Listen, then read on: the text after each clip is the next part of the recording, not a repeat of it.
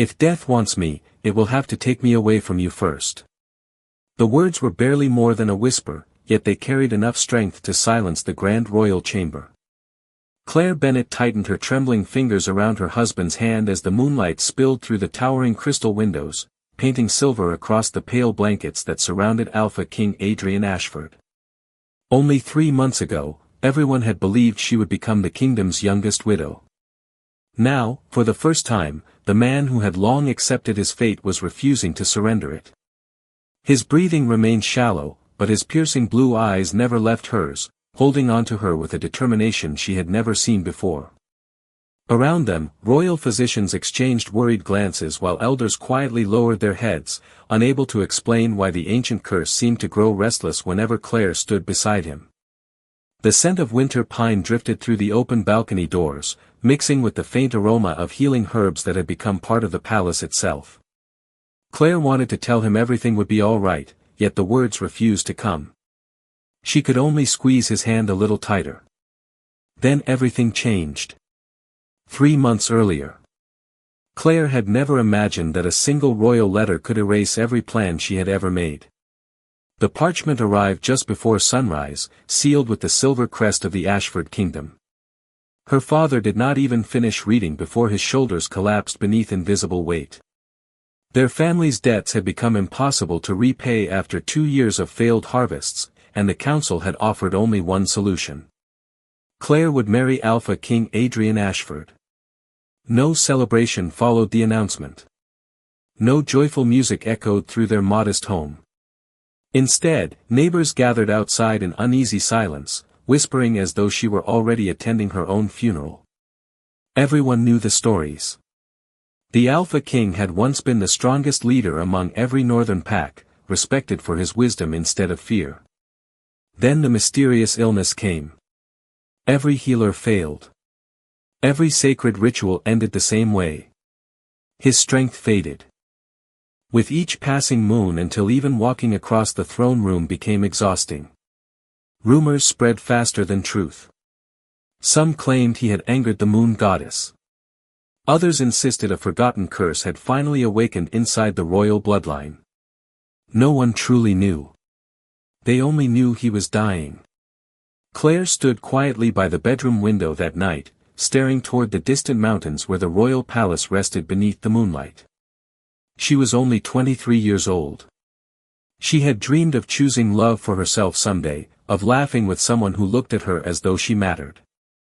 Instead, destiny had chosen differently. Her mother gently adjusted the silver necklace around her neck, trying to smile through eyes filled with tears. "You have always had the kindest heart," she whispered. "Sometimes kindness walks into places where hope cannot." Claire forced a small smile even though uncertainty wrapped around her heart like cold winter fog. She had never met the Alpha King. She did not know whether he was cruel or gentle, distant or warm. She only knew that by sunrise, she would leave behind everything familiar and become the wife of a man the entire kingdom believed was already saying goodbye to life. What Claire could not possibly know was that someone inside those palace walls had been waiting for this marriage long before the invitation was ever written. Claire Bennet expected the royal palace to feel magnificent. Instead, it felt painfully quiet. The towering stone walls reflected every footstep as servants guided her through endless corridors lined with silver banners bearing the Ashford crest. No musicians welcomed the new queen. No nobles smiled with genuine warmth. They simply watched her pass with careful eyes, as though measuring how many days would remain before she exchanged her white wedding gown for mourning black. The whispers followed her everywhere. Some pitied the young Omega who had sacrificed her future. Others quietly wondered whether the mysterious curse would claim another innocent soul. Claire lowered her eyes and continued walking without answering any of them. She had learned long ago that silence often protected a kind heart better than arguments ever could. The wedding ceremony itself lasted less than 20 minutes. Moonlight streamed through the cathedral's crystal ceiling while ancient vows echoed against marble pillars older than memory. Adrian Ashford stood at the altar wearing the traditional dark ceremonial coat reserved for Alpha Kings, yet even from several feet away Claire could see how pale he had become. His broad shoulders still carried the quiet strength of a ruler, but exhaustion rested beneath his eyes like a shadow that refused to leave. When the priest asked them to join hands, Adrian hesitated for the briefest moment before gently extending his hand toward hers.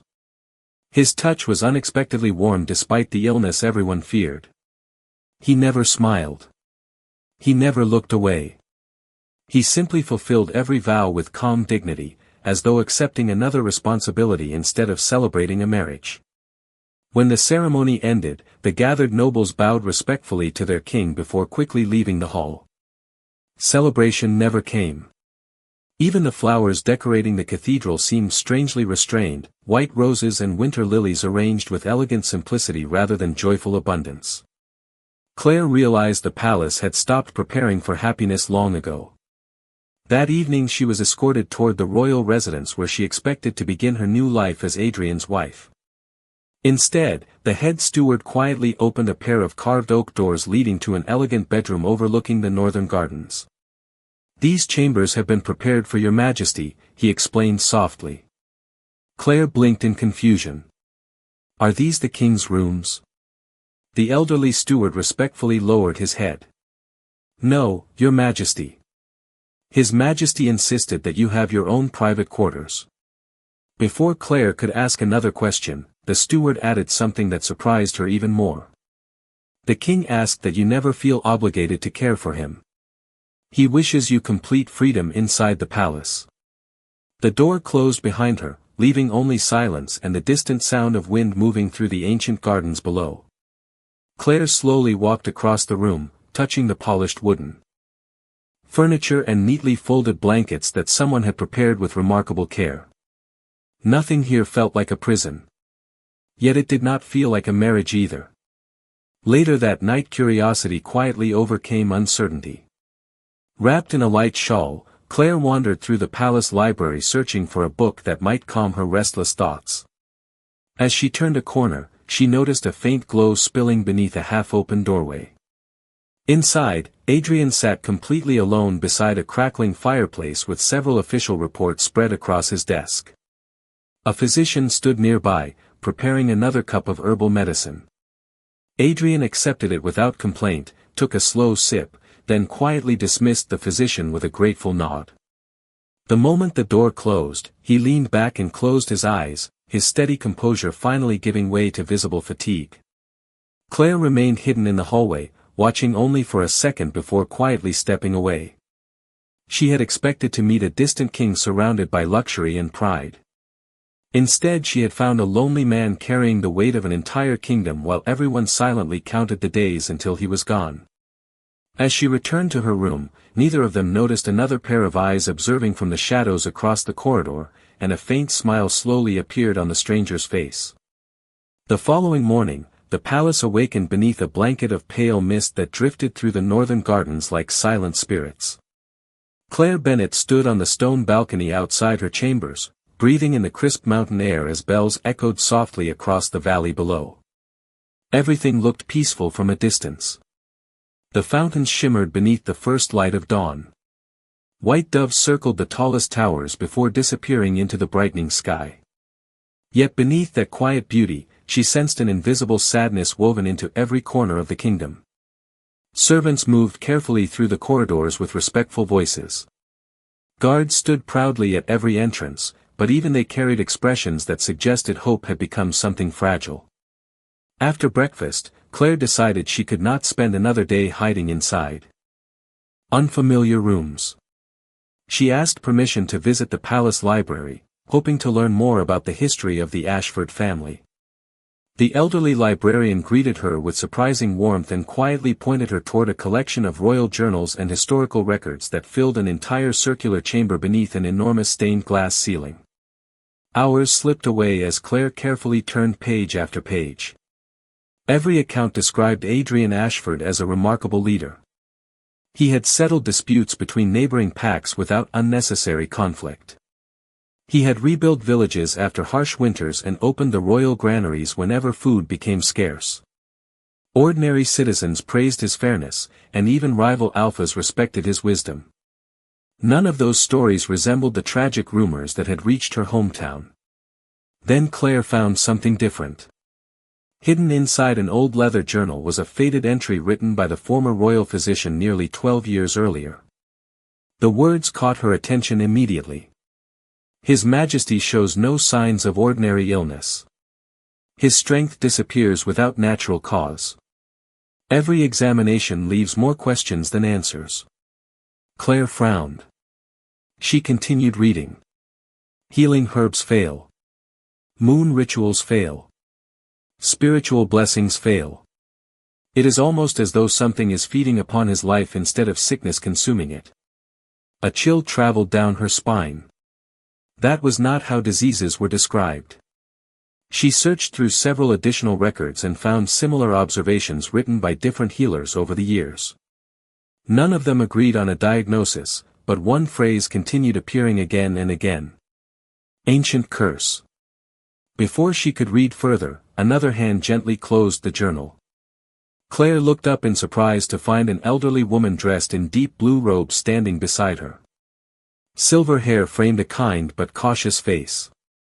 Some books are written for those who already know how dangerous knowledge can become, the woman said quietly. Claire immediately apologized and tried to hand back the journal, but the woman simply smiled. Do not be afraid. Curiosity is not a crime. She introduced herself as Evelyn, the palace archivist and keeper of the oldest royal records.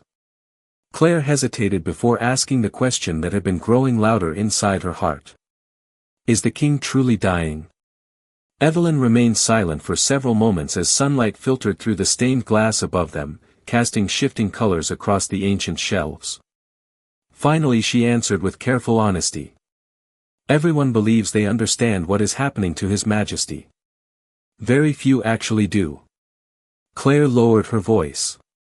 Then it is not an illness. Evelyn slowly shook her head.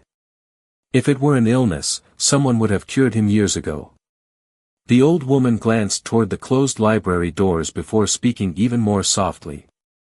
Something has been stealing his life a little at a time. Whatever it is does not fear medicine, nor prayers, nor the strongest healers in the kingdom. Claire felt her heartbeat quicken. Can it be stopped? Evelyn's gentle expression faded with quiet sorrow. Many have searched for that answer. None have returned with it. Their conversation ended as footsteps echoed beyond the hallway. Evelyn carefully removed the journal from the table and locked it inside an antique cabinet as though protecting a dangerous secret.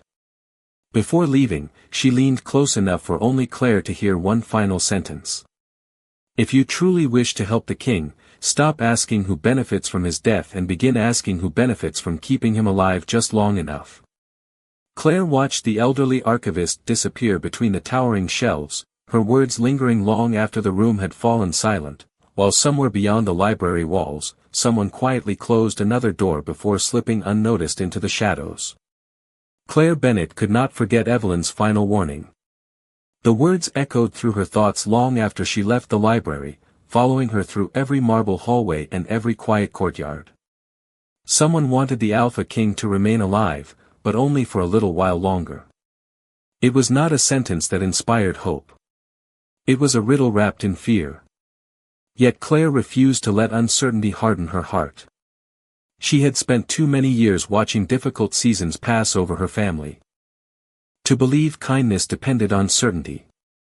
Sometimes the right thing simply had to be done before all the answers appeared. That afternoon she wandered into the royal greenhouse, where sunlight poured through towering glass walls and warmed rows of herbs collected from every corner of the kingdom. The chief gardener smiled as she admired the carefully labeled plants. Claire explained that her mother had always believed fresh herbs carried comfort even when they could not provide miracles. The elderly gardener quietly invited her to gather whatever she wished. Before long she carried a small basket filled with mountain mint, wild lavender, lemon balm, and winter chamomile. Their gentle fragrance reminded her of home. Instead of returning to her own chambers, Claire stopped by the royal kitchens. The cook stared in surprise as the new queen politely asked whether she could prepare tea herself. One young servant nervously admitted that no member of the royal family had entered the kitchens in years. Claire simply smiled, rolled up the sleeves of her simple cream dress, and began steeping the herbs exactly as her mother had taught her. The comforting aroma slowly drifted through the room until even the busiest cooks paused to breathe it in. Nobody spoke much. Somehow the silence felt warmer than before. Carrying the steaming teapot herself, Claire walked toward Adrian's private study. She hesitated outside the heavy wooden door before gently knocking. "Come in," his calm voice answered. Adrian looked up from a desk covered with maps, financial reports, and handwritten letters from neighboring packs. His expression revealed genuine surprise when he saw Claire standing there with a tea tray instead of a servant. "I hope I am not interrupting," she said softly. Adrian slowly closed the document in front of him. "Not at all." Claire poured a cup and placed it before him without ceremony. "My mother always made this during difficult winters. She used to say warmth reaches places medicine sometimes cannot." Adrian studied the cup for a quiet moment before lifting it. Steam curled gently into the afternoon light. He took one careful sip. Then another. His shoulders relaxed almost imperceptibly. "It has been many years since someone prepared something with their own hands for me," he admitted with a faint smile that appeared so briefly Claire almost wondered if she had imagined it. Encouraged, she glanced toward the shelves lining the walls. Hundreds of books filled the room. "Do you still enjoy reading?" she asked. Adrian nodded. "When sleep refuses to visit." Claire noticed a weathered adventure novel resting apart from the official records. "My father loved that story," she said with quiet excitement. "He used to read it aloud every winter." Adrian looked genuinely curious. "Would you read a chapter?" Claire blinked in surprise. "Now. If you do not mind." She opened the familiar book and began reading beside the fireplace while soft rain tapped gently against the windows. The story was simple, filled with ordinary people searching for courage during impossible journeys. Occasionally Adrian asked about a character or smiled at an unexpected line. For nearly an hour neither of them spoke about royal duties, curses, or illness. They simply shared the peaceful rhythm of turning pages beneath the warm glow of the fire. Outside the study, two passing servants quietly exchanged astonished glances. It had been months since they had heard laughter coming from the king's chambers. Hidden farther down the corridor, however, another figure remained perfectly still behind a marble column. The stranger watched the closed study door before disappearing silently into the palace shadows, carrying news that someone else would not welcome the return of hope. The quiet afternoon in the royal study became the beginning of a rhythm neither Claire Bennet nor Adrian Ashford had expected. Day after day, without making promises or asking permission, Claire returned with another pot of fresh herbal tea, another book borrowed from the palace library, or simply a few peaceful minutes of conversation before the endless responsibilities of the kingdom reclaimed his attention. She never treated him like a patient waiting for the end. She spoke to him as though tomorrow naturally belonged to him, and somehow that simple choice began changing something deep inside the weary Alpha King. The palace servants noticed it first. Adrian no longer dismissed breakfast untouched. He attended council meetings for a little longer before exhaustion forced him to rest. He even resumed his evening walks through the northern gardens, leaning only lightly on the carved walking cane that had become a familiar companion during the past year. None of the royal physicians dared call it recovery, but each quietly admitted that something had shifted. Claire refused to take credit. She believed people sometimes healed in ways no medicine could explain. One cool evening, as golden light settled across the palace grounds, Adrian invited Claire to walk beside him through the ancient rose gardens overlooking the cliffs. The summer flowers had begun giving way to autumn blossoms, filling the air with a gentle fragrance carried by the mountain breeze. They walked slowly along the stone path while birds settled into the towering oak trees surrounding the gardens. For several peaceful minutes neither of them spoke. The silence felt comfortable rather than awkward. Adrian finally broke it with an unexpected question. "Do you regret coming here?" Claire looked toward the horizon where the setting sun painted the distant peaks in shades of gold and crimson. She considered pretending the answer was simple, but honesty felt kinder. I was afraid, she admitted softly.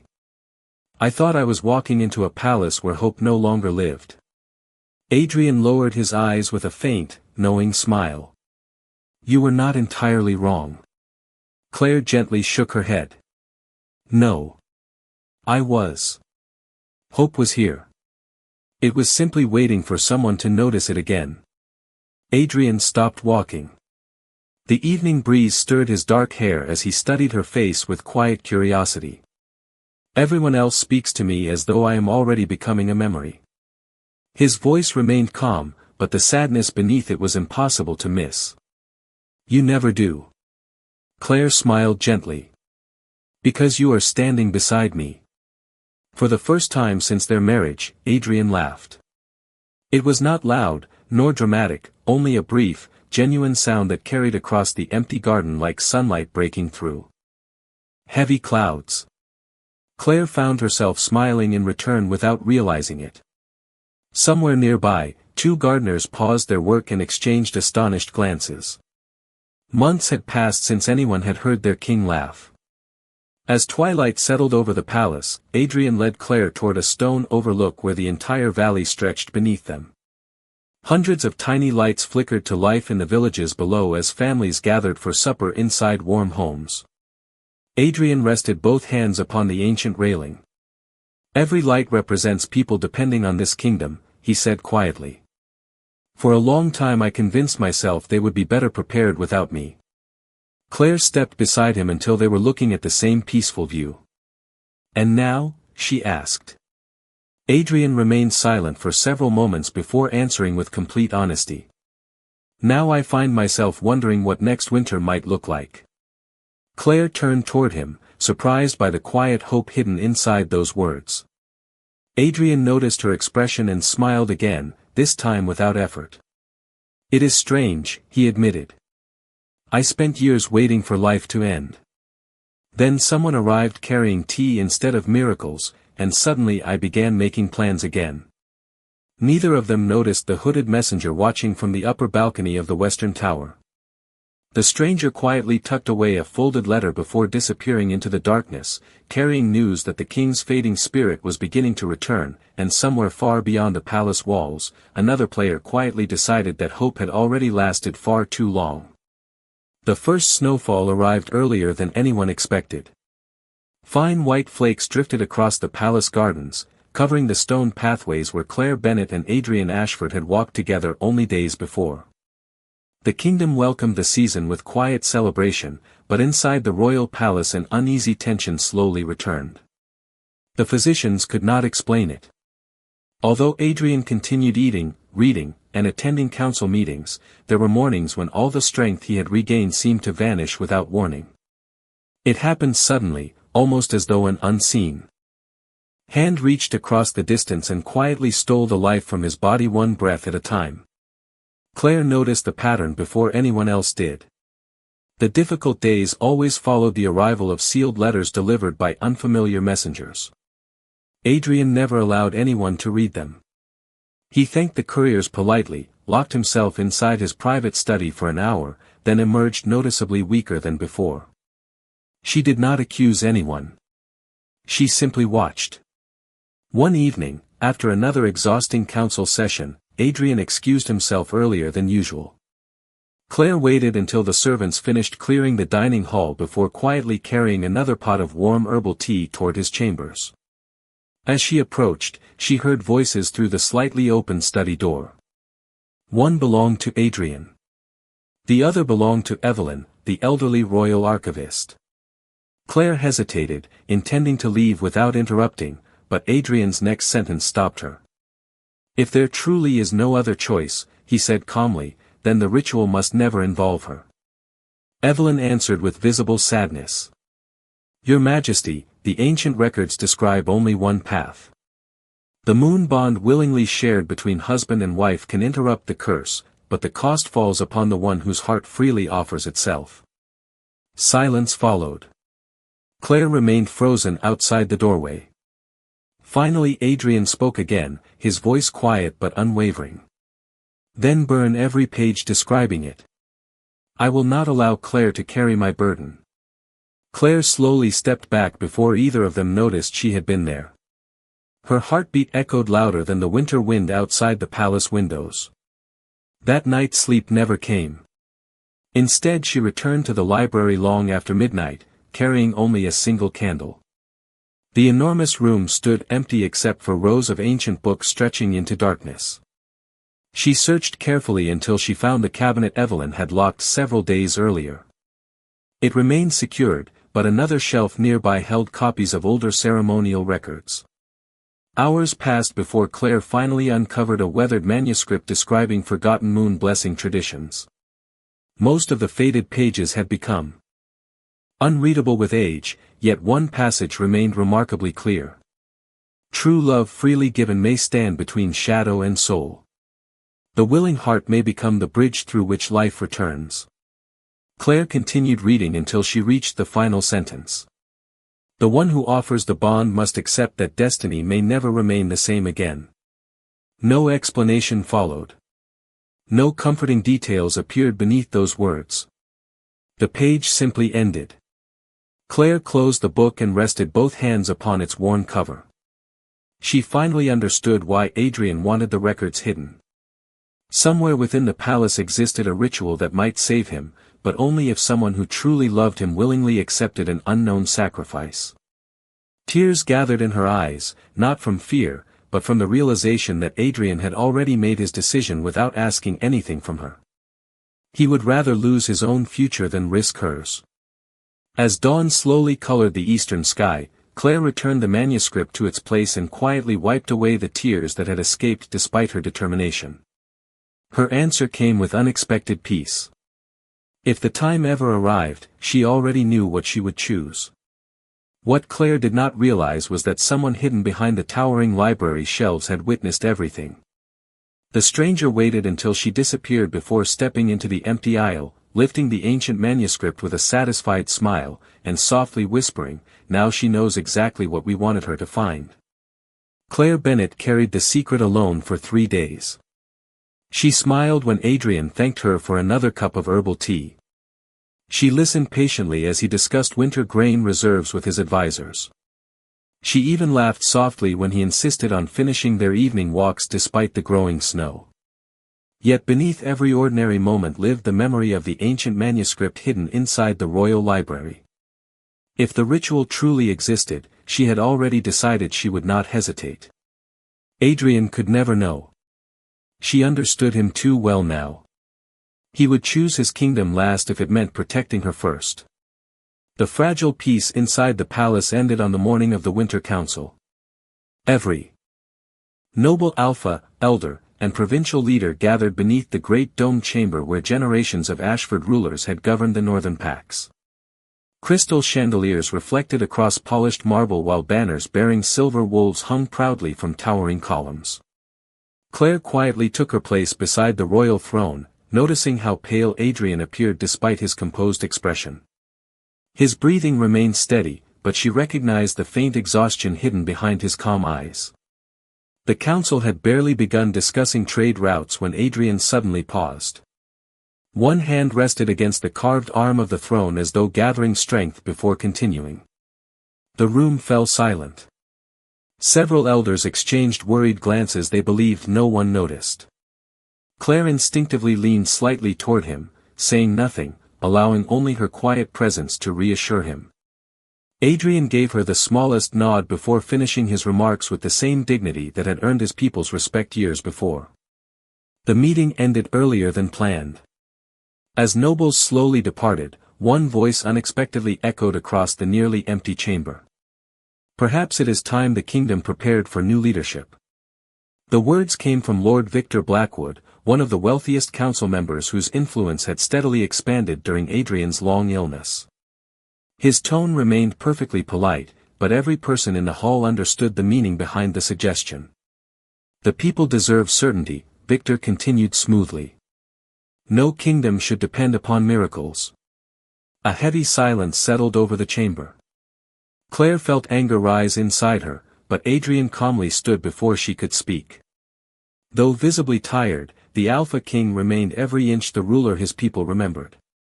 The kingdom does not depend upon miracles, Adrian answered evenly.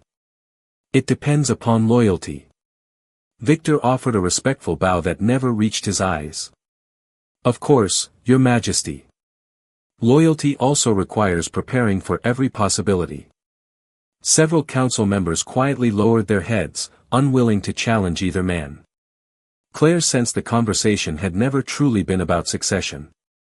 It was a test, one carefully planned to measure whether Adrian still possessed the strength to lead. Adrian slowly descended the steps from the throne and crossed the chamber until he stood beside Claire. Every eye followed him. He gently reached for her hand without hesitation. His voice remained calm, but it carried through the enormous hall with unmistakable authority. There is one possibility I will remove today. He turned toward the assembled council. No one inside this kingdom will ever speak of my wife as though she were preparing for widowhood. She was not brought here to witness my ending. She stands beside me because she is my queen. The chamber became completely still. Claire stared at him, her heart pounding beneath the elegant silver gown she wore. Adrian continued before anyone could interrupt. And hear me clearly. If any future decision concerning my life requires placing her in danger, I reject that path before this entire council. Evelyn, standing quietly among the royal advisors, closed her eyes as though fearing what those words truly meant. Victor's expression remained perfectly controlled, but disappointment flickered across his face for only an instant before disappearing behind another courteous smile. Claire finally understood something she had overlooked until now. Adrian had known there were people waiting for him to surrender. What they had not expected was that he no longer faced them alone. As the council slowly dispersed beneath the fading afternoon light, Victor slipped a sealed letter into the sleeve of his dark coat. Before leaving the palace, he quietly handed it to a waiting messenger with only one instruction. Tell our friends the king has become far more difficult to persuade than we anticipated. It is time to begin the final stage. Snow covered the Ashford kingdom in a brilliant blanket of white, but inside the royal palace every hallway seemed to carry an invisible storm. Claire Bennet could feel it in the uneasy glances exchanged between servants, in the hushed conversations that stopped whenever she entered a room, and in the growing number of unfamiliar faces appearing among the palace guards. Lord Victor Blackwood had become unusually active since the Winter Council, offering generous donations to nearby villages and speaking publicly about protecting the kingdom's future. To most people he appeared loyal. To Claire, his kindness felt carefully measured, like someone arranging pieces on a board long before the final move. One evening Evelyn quietly requested that Claire meet her inside the ancient moon sanctuary hidden beneath the oldest wing of the palace. The underground chamber was unlike anything Claire had ever seen. White stone walls shimmered beneath soft silver light pouring through a circular opening high above. Ancient symbols carved into the floor formed an enormous pattern surrounding a crystal altar that had remained untouched for centuries. The air felt strangely warm despite the winter outside. Evelyn slowly approached the altar and placed an aged scroll upon its surface. There is something the records never explained completely, she said. The curse has survived because everyone believed sacrifice was the only answer. Claire looked down at the ancient symbols. The manuscript said someone had to willingly give part of their bond. Evelyn nodded gently. That is what people remembered. They forgot the final lesson. She carefully unfolded another page that had been hidden beneath the first. The faded writing described an older tradition, one that had nearly disappeared from history. The moon bond was never meant to demand the destruction of love. It was created to unite two hearts against darkness. When both choose each other freely above fear itself, the shadow loses the power to feed upon either soul. Claire read the words again in disbelief. Then no one has to be sacrificed. Evelyn smiled sadly. Only if both hearts make the choice together. Every attempt before failed because one person always tried to save the other alone. Before Claire could answer, hurried footsteps echoed through the sanctuary. Adrian appeared at the entrance, breathing harder than usual after searching through half the palace. Relief flooded his face the moment he saw her standing safely beside Evelyn. "I should have known you would discover the truth," he said quietly. Claire stepped toward him. "You knew there was another part of the story." Adrian lowered his eyes. "I hoped there was. I feared there was not." Claire gently took both of his hands. "You wanted to protect me by making every decision alone." Adrian nodded without denying it. "I could never ask you to risk your future because of mine." Claire smiled through gathering tears. "Then do not ask. Stand beside me instead." For several long moments neither of them spoke. The silence itself seemed to fill the sanctuary. Adrian finally looked into her eyes with complete honesty. "If saving this kingdom means losing you, I refuse." Claire squeezed his hands a little tighter. "And if saving you means walking through uncertainty together, then I choose that path willingly." The crystal altar suddenly released a gentle silver glow that spread across the ancient symbols beneath their feet. Neither of them had performed a ritual. Neither had spoken ceremonial vows. They had simply answered each other with complete trust. Evelyn watched in astonishment as the faded carvings surrounding the chamber slowly illuminated one after another, awakening for the first time in generations. Far above the sanctuary, the palace bells began ringing on their own, their clear voices carrying across the snow-covered kingdom. At that exact moment, hidden inside his private estate several miles away, Lord Victor Blackwood stared in disbelief as a dark mark etched into an old silver pendant resting upon his desk suddenly began to crack. His confident smile disappeared. For the first time in many years, he whispered words filled not with certainty, but with fear. They chose each other, before the curse chose for them. Morning arrived beneath a clear winter sky unlike any the Ashford kingdom had seen in years. Sunlight poured across the palace towers, turning every snow-covered rooftop into a field of silver light. Claire Bennet opened the balcony doors of the moon sanctuary and breathed deeply as crisp mountain air filled the ancient chamber. For the first time since arriving at the palace, she noticed something wonderfully ordinary. The heavy stillness that had seemed to linger over every hallway was gone. Even the servants passing through the courtyard below smiled more freely, as though an unseen weight had quietly lifted during the night. Beside her, Adrian Ashford stood without reaching for the carved walking cane that had accompanied him for so long. He looked toward his own hands with quiet disbelief before slowly closing and opening his fingers. The constant exhaustion that had followed him for years had vanished like morning mist beneath the rising sun.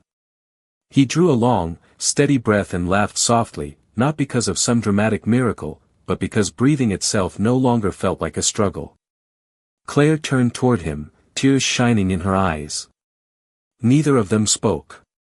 They simply smiled, understanding that some moments became smaller when explained with too many words. News spread across the kingdom before noon. The palace bells that had rung through the night became a symbol people would remember for generations. Farmers arriving at the city gates noticed royal banners flying proudly from every tower. Merchants filled the streets with songs instead of worried whispers.